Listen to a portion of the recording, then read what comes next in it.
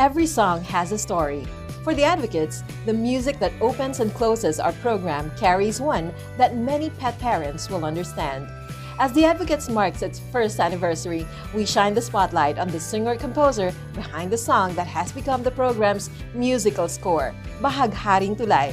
The piece was written by Joshua Alan Alianique, who crafted both its lyrics and melody. He also performs the song under the pseudonym Midnight Brew, with arrangements by Polysonic Recording Studio. I'm Rochelle Rubio, and this is The Advocates, Empowering Voices.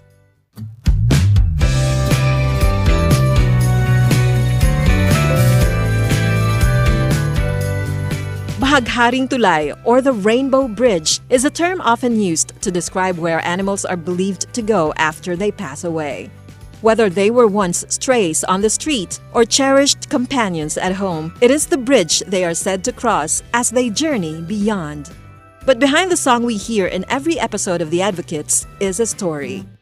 Kahit na hindi pa ako naliligo. Today, we speak with a man who wrote its melody and lyrics and who also performs the song under the pseudonym Midnight Brew. Joshua Alan Alianique takes us back to the inspiration behind Bahagharing Tulay, a piece written from the perspective of a dog. What moved him to write it? Nag-start po siya around December 2022. Meron po kaming alagang 5 aso. Bale tapos yung 3 po sa kanila, si Jon Snow, si Kali, tsaka si Negnig, na nahawaan sila ng distemper virus just 1 week before nung vaccination nila. Sobrang bilis, parang after 2 days lang wala na agad sila, or mas earlier pa. Sobrang devastating na experience po nun sa amin, sa pamilya, kasi imagine 3 dogs yon, everyday may nawawala. Eventually, tinry din namin po mag-cope up tsaka mag-move on din. Fast forward, the following year, 2023 na, mga around February, may mga melodies lang na naglalaro sa isip ko, tsaka chords that time. Hindi pa ako aware na mabubuo yung Bahagharing Tulay. Yun na Bahagharing Tulay yung magiging pinaka-output niya. Hinayaan ko lang na unti-unti ko siyang mabuo, fragment per fragment, piece per piece, hanggang sa mabuo na siya. Tapos nung natapos yung song, dun ko na siya binigyan ng title na Bahagharing Tulay. Yun, dinala ko siya sa studio, sa Polysonic kay Sir Henry. Tapos, yun po yung song na pinapadugtog na sa soundbed ditong The Advocate Show. Ayun. Tapos, nirelease ko siya nung May 2023 na. Nung una, medyo secret pa siya na yung message ng song. Kasi, if hindi ko ikikwento na about pet yung song, akalain mo lang na para lang siyang parang cheesy na romantic love song lang siya na corny. Tapos, eventually, kapag ni-reveal mo yung message na nakasulat pala siya sa point of view ng isang aso na nasa Rainbow Bridge na hinihintay yung owner niya doon someday, saka magme-make sense lahat na kaya pala ganon. So, challenge ko lang yung sarili ko na magsulat ng song na contrast, na medyo misleading, na masaya yung tunog, masaya yung lyrics, pero yung story behind pala is medyo may kurot. The melody is light and cheerful, but the lyrics strike an emotional chord, especially for those who have lost a beloved pet. As he wrote the song, was there a specific moment with his own dogs that Josh was remembering? Wala namang specific na particular moment. Parang naalala ko lang siya as a whole. Parang isang mahabang montage lang siya ng piece per piece ng bawat memory. Nung sinusulat ko kasi yung song na yun, very spontaneous lang ako na parang nung sinimulan ko siya isulat, hindi ko expected na yun yung mabubuo kong song. Na hinayaan ko lang na gusto ko yung gantong tunog, gusto ko isulat yung gantong lyrics. Tapos halfway nung unti-unti ko na siya nabubuo hanggang sa natapos ko yung song, dun ko na-realize na parang dun ako bigla nagkaroon ng clarity. Parang gusto ko pala gumawa ng song kasi namimiss ko lang yung mga alaga naming aso nun. Tapos at the same time, gusto ko rin makagawa ng song na, alam mo yun, makaka-relate yung ibang tao. Kasi ang dami ng song na about love song, ang dami ng songs about heartbreak, about depression. Pero ba't walang nagsusulat ng song about sa other forms of love? Ba't walang nagsusulat ng song about love sa parents or love sa mga alagang hayop? So, sinubukan ko lang itackle yung path na yon. Did the melody come first or the lyrics? Josh walks us through the creative process behind Bahagharing Tulay and how it took him to finish the song before it was sent for recording. Melody po ako lagi. Laging music ang nauna sa akin. Inabot din po ako ng weeks or even month. Depende Wow. din po kasi. Like, may Oh. mga songs na matatapos ka within the day lang. Tapos minsan naman abutin ka ng 1 month, minsan 1 year. Iba-iba din po siya. The loss of their 3 dogs left Josh and his family devastated. Writing a song did not come right away. Months later, a melody came to him, and from there, the lyrics followed. Medyo devastated din kami nung time na yon. Nung parang, alam mo yun, parang hindi mo feel gumawa ng kahit anong art during that time. Tapos parang subconsciously ko na lang siya naisulat the following year nung medyo humupa-hupa na. Ano naman namin, alaga po namin, family. What does Josh hope listeners will feel when they hear Bahagharing Tulay? So far, wala naman po akong specific na emotion na gustong i-expect sa mga listeners. I mean, kasi lahat naman po tayo pag nakikinig ng song, may kanya-kanya tayong interpretation kung paano natin nakiko-connect yung personal experiences natin dun sa song na yon. Pag nakinig tayo ng song, hindi naman iisang tao yung naiisip natin, di ba? Like, marami. So, sa akin, regardless kung paano nila interpret, kung anong ma-feel nila, kung matawa ba sila or malungkot, as long as mag-resonate yung song at may send ko yung message, para sa akin, ano na po yun, parang mission success na po yan. Walang specific na part ng song kasi bawat bawat linya po ng lyrics on bawat line ng melody is pinag-isipan ko rin po siyang mabuti. Kumbaga, sinubukan kong i-put yung heart ko talaga dun sa craft na yon habang ginagawa ko siya. So parang, alam mo, yun, hindi siya makukumpleto kung walang kahit isang linya. So parang hindi ko siya binibigyan ng kahit anong emphasis. He first started writing songs in 2016, then stepped away for a time. It was during the pandemic in 2020, when the world seemed to stand still, that he returned to songwriting while looking for a creative outlet. Nag-try lang po ako ng as early as 2016 pero binitawan ko rin siya agad. Nag-start po talaga ako ano lang nung onset ng pandemic kasi ah biglang may quarantine tapos bawal lumabas tapos naghanap lang ng hobby tapos doon ako nagtuloy-tuloy na. Parang nag-grow din siya sa akin over time. Yung kahit yung connection ko po ngayon is unti-unti din naman pong nag-build up lang kasi marami din po kung nakasabay no na nag-start lang din mag-aral gumawa ng song nung 2020 nung onset ng pandemic. So parang sabay-sabay lang din po kami na natuto, sabay-sabay lang din kami nagkakakilala. Tapos eventually nagtuloy-tuloy na rin po. While the pandemic marked one of the darkest chapters in recent history, it also reshaped lives and priorities. For many, it became a moment to pause, reflect, and find new purpose in unexpected places. For Josh, it became the moment he returned to songwriting. Hindi po ako thankful na nangyari yung pandemic syempre kasi maraming buhay yung nawala nun. Pero thankful din po ako dun sa, yun nga, kasi parang for a brief moment nung tumigil yung mundo at the same time tumahimik din yung mundo Tapos nung tumahimik yung mundo, dun tayo nagkaroon ng clarity sa bawat isa na parang gusto ko subukan yung ganitong bagay. Parang gusto ko pumunta sa ganito. Parang gusto ko mag-aral ng ganitong bagay. Tapos, yun at the same time, nagkaroon din tayo ng time kasi for a few months, parang kahit yung trabaho tumigil din eh. Na parang naghanap din tayo ng outlet, nagkaroon tayong time subukan yung mga bagay na curiosity pa lang natin noon. Tapos, ngayon may time na konti. Try nga natin, baka sakaling mag-work. Tapos, How much of Joshua's creativity is shaped by his life as a fur parent, and how many pets remain part of his family today? sa ngayon po, meron kaming dalawang aso. Si Dexter, yung Jockey Russell namin. Tsaka si Amelie, yung Labrador Aspin. Sila po yung dalawang survivor nung buti hindi po sila nahawaan ng distemper nung 2022.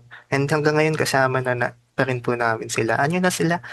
Middle age na um, nasa senior years na rin po. So mga nasa 9 to 10 years old na sila. Tapos pagdating sa pananaw, um, kasi the more na sa amin kasi aso lang po yung alaga namin ngayon eh. And yung based sa observation ko, the more na matagal mo silang kasama, the more na mas makikrealize mo yung tinatawag nilang unconditional love ng aso na parang ganun sila magbigay ng love sa tao kahit na hindi ganun yung love na nire-return sa kanila. Malaking bagay yung natutunan, yung realization na yon para sa akin. Kasi pakiramdam ko mas naging soft din kami pagdating sa mga alaga tsaka sa hayop. To the point minsan na pag lumalabas ako ng bahay, pag may nakakasalubong akong mga aso or mga pusa sa daan, parang binabati ko din gano'n. Tapos sinusubukan kong tawagin, gano'n. Tapos pinipet ko din. Mas nagiging strong yung compassion mo dun sa mga hayop din. Kahit hindi mo sila directly alaga. May mga sinusulat pa po ako pero hindi pa siya polished. Kumbaga parang nasa backlog ko pa lang siya. Kumbaga hindi ko lang ma-feel pa sa ngayon na damputin siya para ituloy. Siyempre, masaya din sila kasama kasi ano, para silang bata eh, na kasama sa bahay. Tapos parang tinitreat mo sila din sila as parang bata.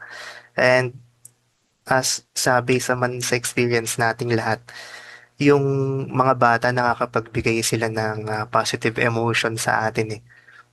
Tapos, yung positive emotions na yon, yung feeling of joy na nafe-feel natin pagkasama sila, in a way, parang nagiging gasolina din yon para ma-flame yung creativity mo kasi sa aming mga artists, kapag masaya kami, nagre-reflect din yun sa result ng art na ginagawa namin na mas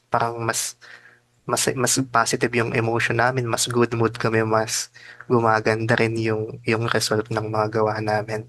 What has been the most challenging part of being a responsible pet owner for Josh? Sa amin kasi joint effort naman po yung pag-aalaga ng mga pets namin. So, tulong-tulong naman po kami sa bahay. Pero so far, ang pinakamahirap po is pag nagkakasakit yung alaga. Kasi, syempre, um, yung, yung grabe yung taas ng healthcare expenses dito sa Pinas, hindi lang sa tao, mas mahal pa yung sa hayop. Lalo, pag nagpunta ka ng vet clinics, makonfine lang yan ng 2 to 3 days. Ang laki na agad nung amount. Tapos hindi pa kasama dun yung anxiety na nafe-feel mo kasi papaisip ka kung gaano ba kaluba yung sakit, gano'n. Tapos kung may pagkukulang ka ba sa pag-aalaga na ginawa mo, kung ba't sila nagkasakit, yung mga ganong bagay. Beyond its melody and lyrics, Bahagharing Tulay carries a deeper message about compassion for animals. Through his music, what does Josh hope to impart to the public about animal welfare? After ko pong masulat yung Bahagharing Tulay, parang dun din ako nagkaroon ng clarity na yung purpose ng song is gusto ko na makapagbigay din siya ng comfort sa other pet owners na yun nga namatayan din ng alaga.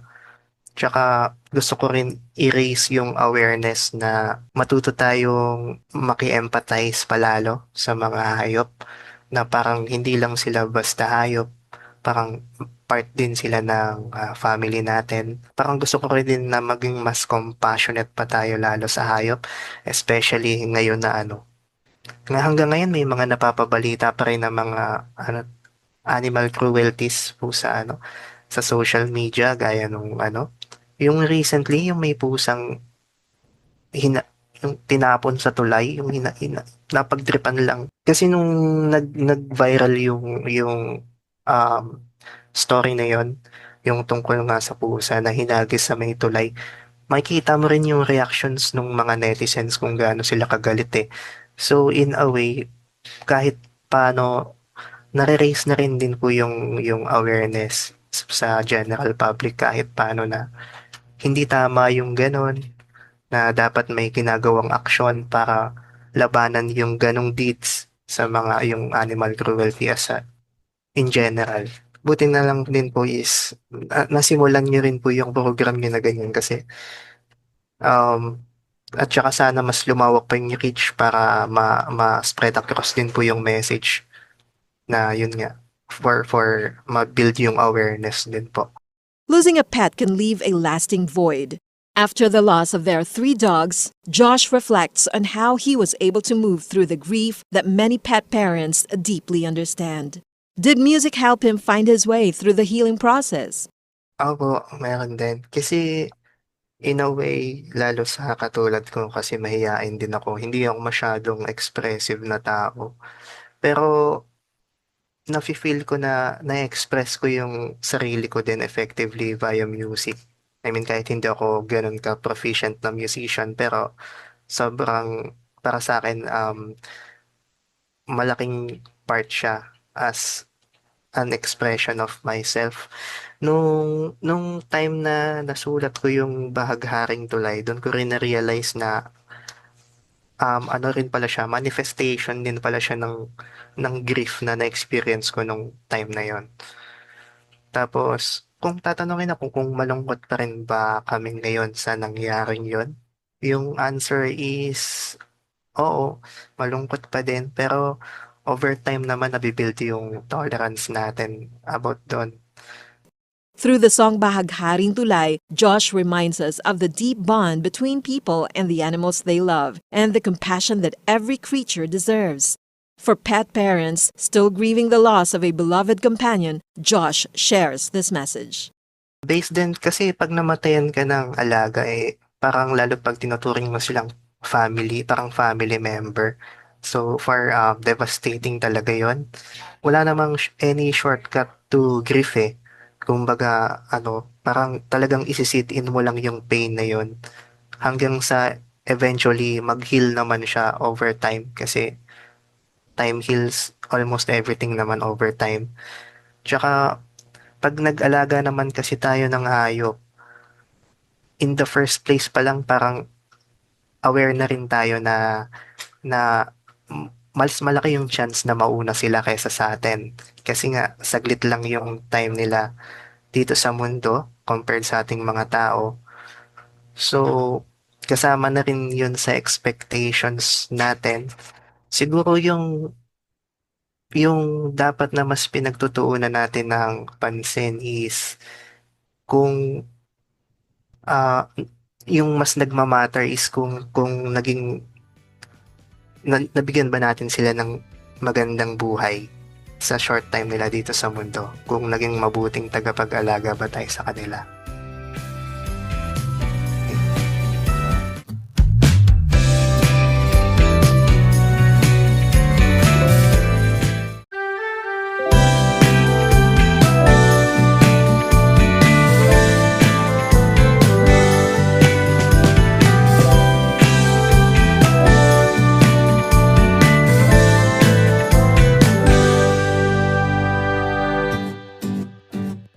Kahit na hindi pa ako naliligo, ay hinahagan mo pa rin.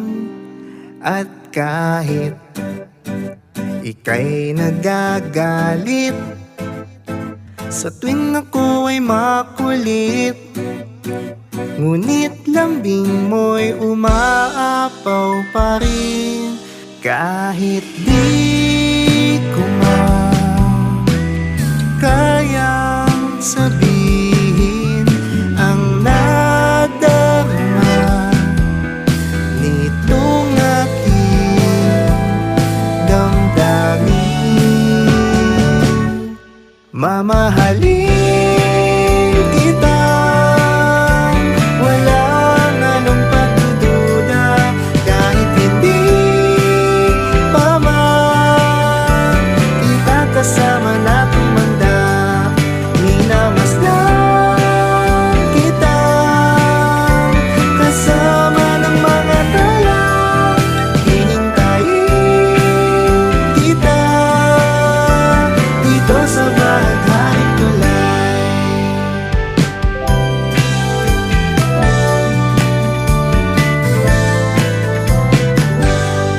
At kahit ako'y laging inip sa tuwing late kang umuuwi, at sa pinto ay maghihintay pa rin sa iyong pasalubong na halik, matatamis mong ngiti na tila ba'y maiihina sa kilig. Kahit di ko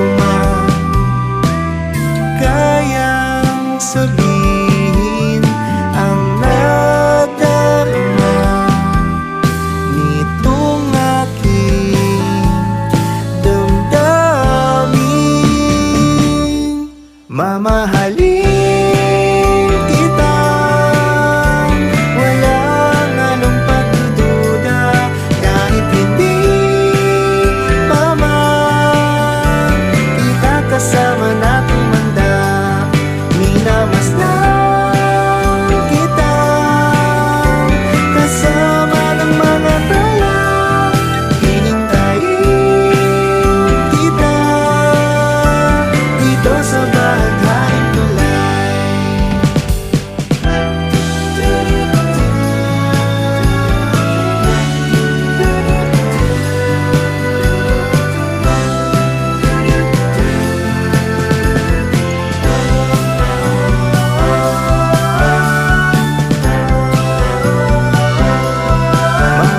Mamahalin kitang walang halong pagdududa, kahit hindi pa man kita kasama na tumanda. Minamasdan kita kasama ng mga tala, hihintayin kita dito sa bahagharing tulay. Hihintayin kita dito sa bahagharing tulay. Hihintayin kita dito sa bahagharing tulay. At tatawid ng sabay dito sa bahagharing tulay. For many pet parents, the pain of losing a beloved companion never truly fades. But through Bahagharing Tulay, Joshua Alan Alyanige hopes to offer comfort and remind us that the love we share with our animals endures, even after they are gone. As the Advocates marks its first anniversary, the song continues to echo the very message at the heart of this program: compassion for animals and a voice for those who cannot speak for themselves. Welcome to the pilot episode of The Advocates.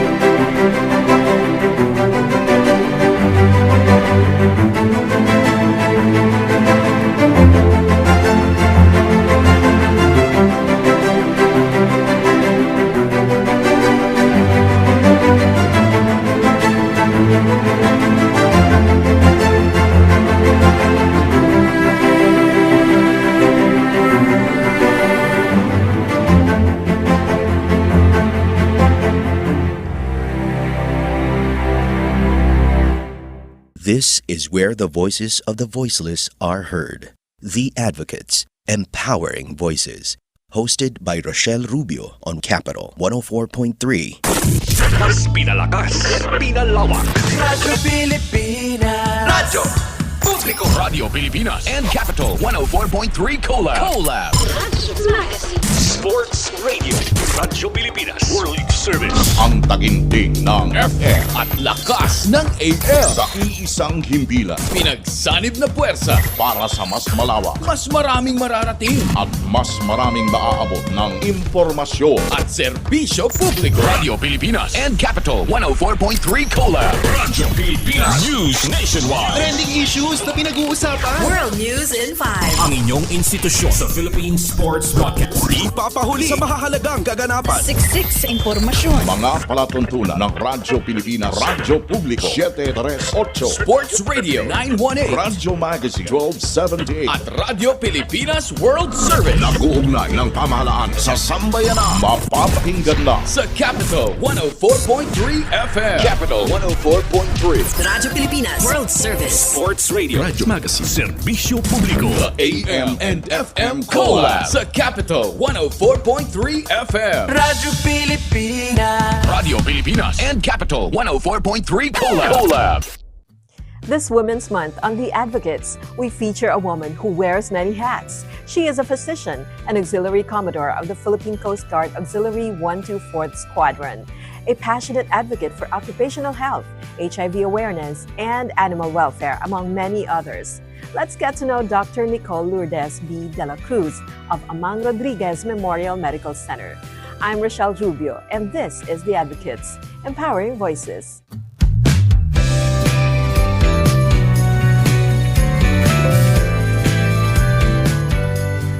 This Women's Month, we feature a woman who wears many hats. A physician, she chairs the Department of Family and Community Medicine at Amang Rodriguez Memorial Medical Center and leads its HIV/AIDS core team. She also serves as Auxiliary Commodore of the Philippine Coast Guard Auxiliary 124th Squadron, an occupational safety and health practitioner, and a DOH-accredited HIV specialist counselor. Beyond medicine and public service, she is also active in initiatives for animal welfare. A woman of substance, service, and leadership, she is Dr. Nicole Lourdes B. de la Cruz. Join us as she takes us into her world, which gives importance to welfare of both animals and communities. We zero in on her journey as an animal welfare advocate. Dr. Nicole takes us back from the beginning. I think ever since I was a kid, I've always loved animals, but this accountability for them began when my dog, my Doberman, gave birth to about 8 na litter. Tapos she could not take care of them. She wasn't parang prepared to be a mother. So I took into my care 6 puppies, which I had to feed every 4 hours. So I placed them in my room. So parang from that time on, I felt that, there was more to taking care of animals. Before kasi I had a pet, I'd feed it, I'd bathe it, pero hindi yung parang sobrang, you treat them like they were a part of yourself and your family. So from that time on, I realized that parang there could be more to it. So when now they're all grown up now, they're like 4 years old na yun, and then they're strong and healthy. Parang feeling ko, it just deepened everything for me. Kasi they were with me in my room. I mean, they were basically like my bedmates, yung 6 na kahon ng puppies, kasi they had to be in their own separate box.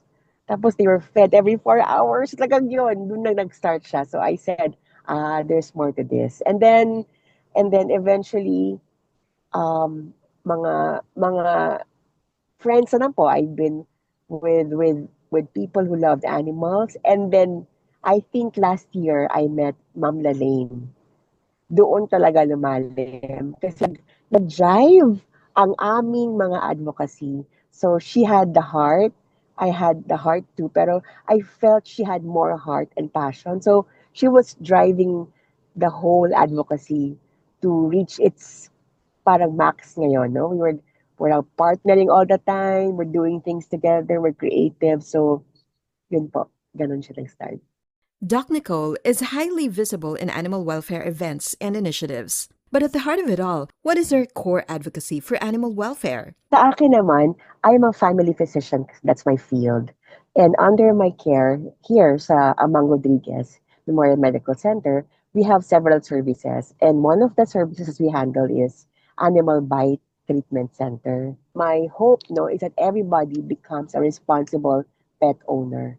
So yun ang akin, no? Kasi a responsible pet owner, it's not about you just taking care of them. It's also about you making sure that the animals are treated like human beings. So they have their own checkups, their own vaccinations, no? So kung ano yung ginagawa mo sa isang batang maliit, no? Wellness planning, vaccination, proper food, good hygiene, clean environment, no? So gusto mong ibigay yan sa mga animals. So kaya nga i-share ko lang, Rochelle, na parang with this partnership with Ma'am Lalaine, kasi I'm also with the Philippine Coast Guard Auxiliary. I'm a civilian officer. So what we did was we partnered with Coast Guard Veterinary Service, and we have a program called One Health. Yung One Health, it means that every life form deserves the good care, the proper love, the good environment, all the basic needs given to them in a healthy and happy way. So pag kami meron mga One Health, sabay kami ni Coast Guard. So let's say kasi ang aming paniniwala behind every animal, no? Kasi most of the pet lovers, they would treat, no, they go to the physician, the vet for their pet, pero hindi nila nati-check ang kanilang mga sarili. Because yung pet ang nauuna. So, pagka meron mga programs, ang aming paniniwala, kapag yung taong may hawak ng pet, malamang may concern din yung may hawak sa pet. So, sabay kami ni vet. So, si vet will check the hawak niyang pet. Kami naman will check the for mom or the for dad. So, sabay kami, no? So, it's a good program kasi we also give vaccination. So, may bakuna ang mga dogs and cats. Yung mga tao, pag meron kaming supply, we also give them vaccination. Pwedeng flu vaccine, pwedeng MMR. So, it depends na kung ano yung meron kaming bakuna at that time. So, yun ang One Health namin. So, pati yung mga advice for proper grooming, sa aso yun. Sa tao naman, how to take care of yourself, no? Yung personal hygiene. So, talagang sabay na sabay siya. So, it's a good program. It turns out the Philippine Coast Guard Auxiliary is not only about maritime safety, search and rescue, and maritime environmental protection. It also plays a role in community relations, which is where their animal welfare advocacy comes in. Ang Philippine Coast Guard Auxiliary, we have 4 core functions. We have, one of them is the maritime community relations, wherein all advocacies are pushed. No? So if you want to be a Philippine Coast Guard Auxiliary, and you have an advocacy, this is the platform for you. If you believe that trees are supposed to be planted, we do that. If you think animals are supposed to be cared for, we do that. So kung anong advocacy mo, kasi it has no border eh. Basta meron kang isang programa na may paniniwala ka na makakatulong, that's the program for you. It's called the MCOMREL. So Maritime Community Relations. So yan yung where we put most of our passions to active play. talagang buhos lahat ng dyan. So, ganun po ang aming ginagawa. So, in addition to maritime safety or search and rescue, and the other one is, yung aming pang-isipang advocacy is maritime environmental protection. So, yun po 4 na core function, pero yung aming pong animal advocacy would always fall under MCOMREL. Kapag dumating po yung time, baka meron din kayong yung mga advocates for the environment, we also do all of these things. So we do tree planting, mangrove planting, river cleanups, ocean cleanup. So we use all of these things to create awareness. Kaya yung book ni Ma'am Lalaine, if you remember, she had a book on it's a children's book. Ang title niya ay Kailan Huling Kumanta ang Balyena. It's about this, yung whale, na umalis siya doon sa kanyang area ng kanyang ocean kasi yung tubig madumi na. And then, yung libro tungkol sa pag-aalaga, paano mo siya lilinisin. Tapos ang ending niya, bumalik yung mga balyena kasi parang the water is clean. No? Yung parang ganon. In that level pa lang ng mga bata, you inculcate to their minds yung importance ng caring for the environment. Kasi pag hindi mo naalagaan ang iyong environment, it will have repercussions that will affect your life, your family, di ba? So, bagyo, baha, no? So, kaya ganyan. So, gusto mong ibigay yung ganong awareness kahit bata pa sila. So, ganun pa yung PCGA. Doc Nicole also sheds light on the Animal Bite Center at Amang Rodriguez Memorial Medical Center, where patients can receive free anti-rabies vaccination and other medical care for animal bites. Through system improvements, the center is now able to extend its services and provide care even beyond regular office hours. We are a catchment area for the whole of Rizal. Tapos yung neighboring pa, no? We have San Juan, Mandaluyong. So, everybody goes here kasi we try our best to provide for the needed animal bite management. But yes, you're right. Talaga naparaming tao. Medyo mas okay na po ngayon dahil before, ang animal bite, 8 to 5 sa OPD lang eh. But now we have a new service called Bukas, yung bagong urgent care ambulatory service. So even after office hours, you can come and see us until 12 midnight. As chair of the Department of Family and Community Medicine at Amang Rodriguez Memorial Medical Center in Marikina City, Doc Nicole sees the connection between community health and her compassion for animals. Malaking reason kasi unang-una siguro ang gusto kong pagtunan ng pansin, yung animal welfare is about compassion. You know, basically it's about being kind, being happy, being grateful. So the animals, they teach us that if we can find time to be kind to the animals, how much easier it would be to be kind to people who can respond back to you. No, yung pwede magsalita. So para sa akin, may connection siyang malaki.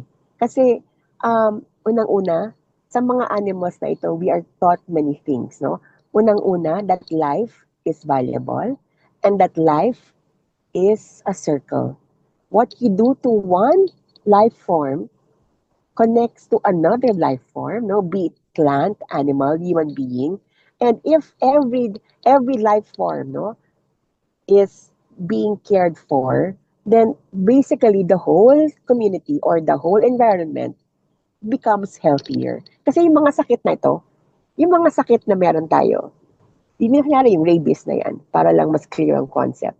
Yung rabies, kung nabigyan mo ng pag-aalaga yung mga animals na ito, dog and cat kunyari, na bakunahan mo, so ibig sabihin, yung chances na maging rabid animal to, mababa.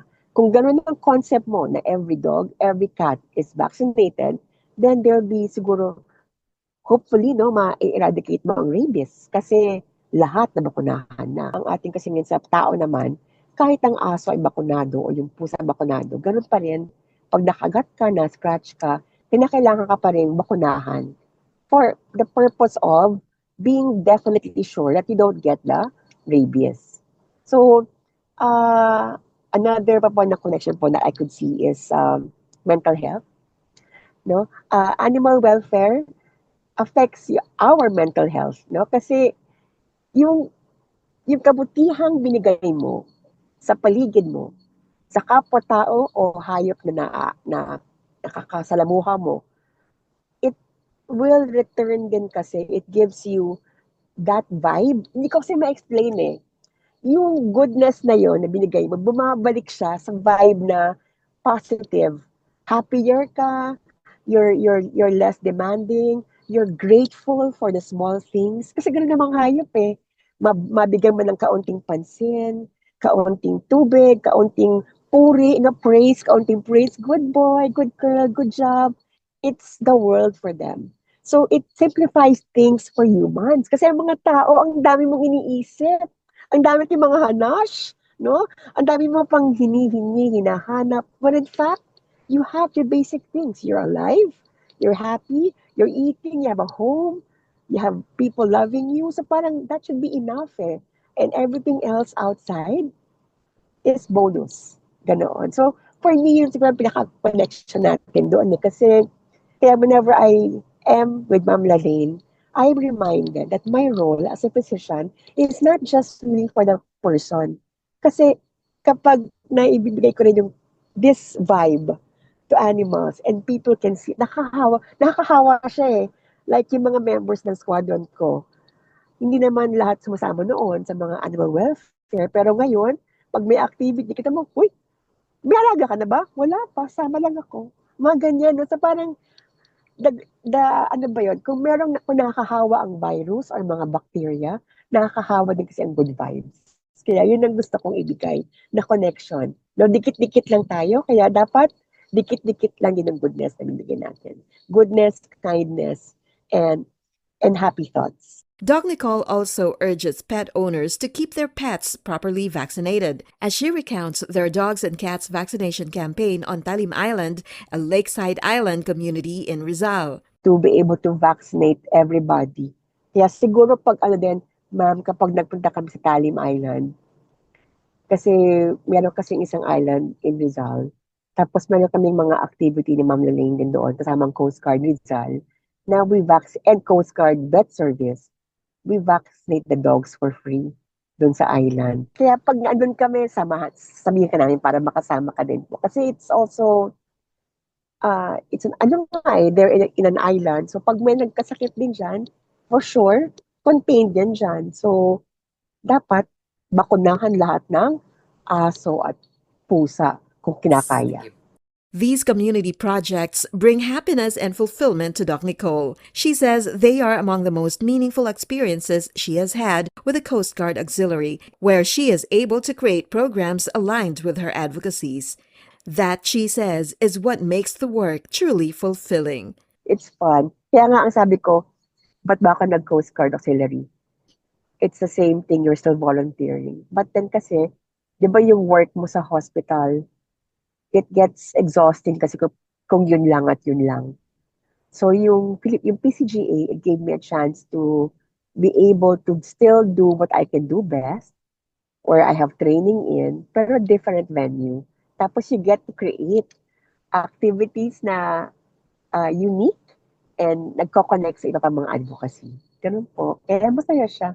What challenges do animal welfare advocates face today, and how can communities help address them? Ang pinakamalaking challenge is, of course, I have Ma'am Lalaine sa mind ko ngayon, no? Siya kasi yung totoo talagang advocate, and she inspired me to partner with her kasi she's all heart, no? All heart. Pagod na pagod po siya, ma'am. Ikot ng ikot. Trying to find the means to sustain the program. So, that's one challenge, I think. No? Number one, there should be, I think, a way for these programs to sustain themselves. So, sana may mga pwedeng, parang kung merong pong counterpart yung PhilHealth Yakap sa sakit, sana magkaroon din ng parang PhilHealth din, sort of, for the animals. No? Kasi, or, di ba po, no? Kasi wala namang ganun eh. We don't really give that. Ang humans, meron tayong insurance, right? Ngayon, ang animals, may nabasa kong isang insurance din, pero parang sana may gano'n na pag nagkakasakit sila, hindi mo kailangan pagdalawang isip na paggamot sila. Kasi nga, meron kang insurance, meron kang HMO card, mga ganyan, no? So, she also shares her hopes that pet owners will have more affordable options to give their beloved pets a dignified memorial when they pass on. I'm also into palliative. I believe in that. I believe in that dying a dignified death. No, so dapat maganda, comfortable, happy ka when you die. Para smooth transition from earth to heaven, parang ganyan. So I really like it. I love it. No, that we have kayo mga certain facilities where you can give your pet the kind of ending that you think deserve niya. So one time I went to that mga ganung place, no. Tapos tinanong ko, meron ba kayong parang St. Peter o Loyola Life Plan na babayaran ko na ngayon pa lang para pag may nangyari sa pet ko in about or 15 years, 10 years, hindi mabigat sa akin yung pagbibigay ng magandang ending sa buhay niya. Walang gano'n. Kaya parang sabi ko, kung may gano'n sana, di, unti-unti, di ba, na pagbibigyan mo ng kaunting preparasyon. Kasi sabi natin, di ba, death is part of life. So every animal will eventually die. And we, the animal pet lovers, should make sure, no, our hearts are strong enough to accept this. Kasi they will die ahead of us talaga, no? And we probably see so many deaths of our loved animals in this lifetime. So kailangan talaga matindi. Kaya nga yung Ma'am Rochelle, yung na-adapt ko na Coast Guard explosion detection dog, her name's Adele. She's 13. So I took her in at 13 years old. So ngayon she's very happy and she's enjoying her retirement years, no? So kung noon madalang siya napepet kasi bawal pa, 'di ba? Bawal kasi yung ipet yung mga dogs na working dogs because they're supposed to be sundalo and then dapat they're into security. So ngayon si Adele, ang dami niya ngayong yakap, cuddle, petting, sa parang tapos meron siya ngayong bed niya, may toy pa siya, yung so parang feeling ko, pero sa puso ko, alam ko na eventually, ngangawa ako nito pag dumating yung panahon na yon, pero hinahanda ko ng sarili ko. Kaya sa kung may mga, sana ganyan, mga way to prepare, kasi malaking aso siya eh. She's about 28 kilograms. Naku, imagine mo kung magkano yan sa di ba kapag nagpa-cremate ka sa kanya or acclimation, so parang di ba, ang laki nun. So at least sana meron paraan to invest slowly para pag nangyari yun, ganun pa rin ang ending. Wala! Nailungkot nga ako na walang ganun. Doc Nicole adds that pet bereavement counseling training is now available to help pet parents cope with the grief of losing their cherished companions. I saw online, meron na ngayon parang mga training na for parang counseling for pet owners or for parents who lost their pet. Hindi ko na ma-remember yung site. Pero may maganon pala ng mga pet bereavement counseling. Pet bereavement counseling training. Wow, bongga. Yung aking, my 13-year-old Doberman who died last year, ang sakit kasi may sakit siya. So I had to make sure that she was given the best possible veterinary care, ganyan. Kaso, di ba, may hangganan talaga. Kaya nga, parang kailangan ko i-practice po yung concept ng preventive and then end-of-life care. Kasi may hangganan eh. Up to what point are you going to watch your pet suffer? You have to be there. Dapat sana you're with them, they know you're holding them, para lang, yung bang siguro it's more for us po no? For us. Yung makasama mo sila sa kanilang last breath, it's actually for us. Those na nagmahal sa kanila. For those who want to start helping companion animals but don't know where to begin, what simple steps does Doc Nicole recommend? I think they should become a fur mom or a fur dad first. So they should start with at least being responsible. Kasi iba po yun eh. You can have many animals sa bahay mo. But once you become accountable to one, even just one, nag-iiba kasi yung inyong pagsasama. Because now you're aware that this animal needs other things.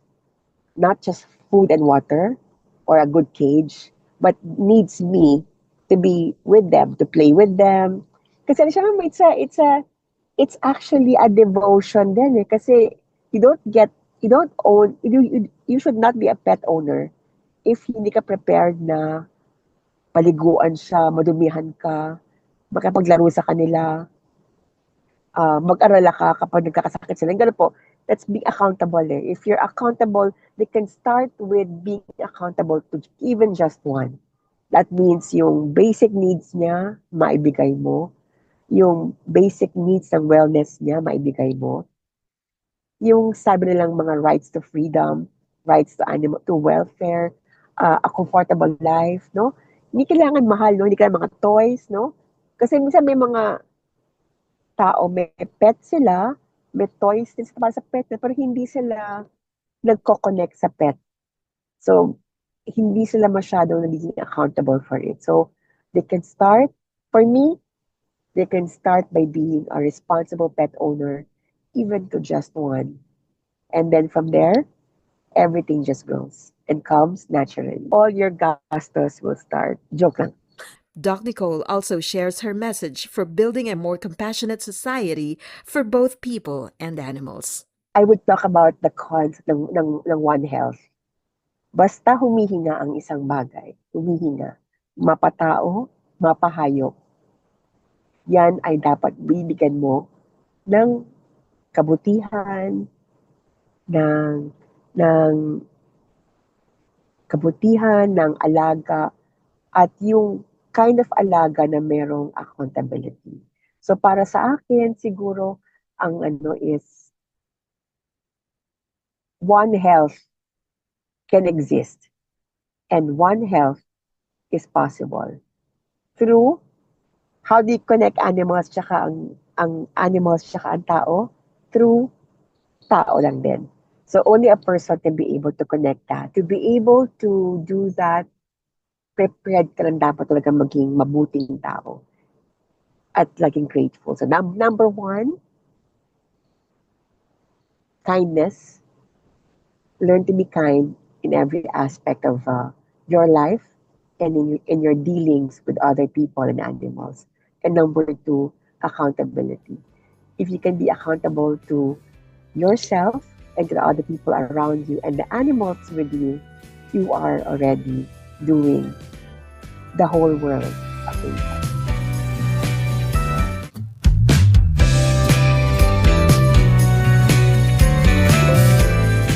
Dr. Nicole de la Cruz is a reminder that no matter how busy we are in our respective professions, we can still choose to give back to the community and to the animals we share this world with.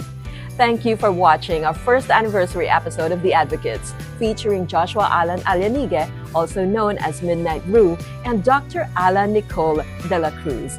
More episodes to come as we continue to empower voices that matter here on The Advocates.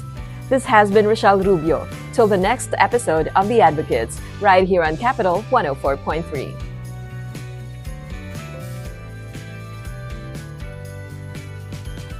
This is where the voices of the voiceless are heard. The Advocates, empowering voices. Hosted by Rochelle Rubio on Capital 104.3